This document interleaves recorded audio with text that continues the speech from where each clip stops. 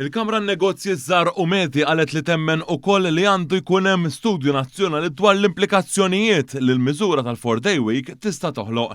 L-istess kif kienet diġà ipproponiet il-Kamra tal-Kummerċ fi stqarrija l-erba'. Din qalet li temmen li proposta bħal din hi prematura u għandu jkun hemm konsultazzjoni estensiva u studju mal-partijiet kollha konċernati.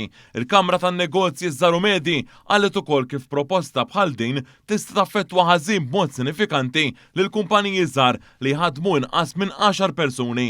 Intqal li proposta simili sansitra tnaqqas il-produttività nazzjonali b'20%. Fi stqarrija jingħad li huwa essenzjali li jkun hemm riċerka dettaljata li wkoll tieħu konsiderazzjoni r-realtajiet ta' pajjiżna, inkluż il-produttività.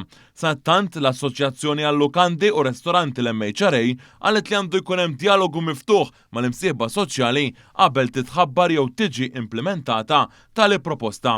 L-Assoċjazzjoni wisset li proposta bħal din tibgħat messaġġ ħażin lil dawk li jinvestu u lil dawk li ħadmu mhux l-inqas għax qed issir meta pajjiżna diġà għandu sfida serja ta' nuqqas ta' ħaddiema. L-MHRA ipproponiet li bħalissa ukoll għandu ikun hemm aktar miżuri li jżidu l-effiċjenza, il-ħiliet u l-produttività.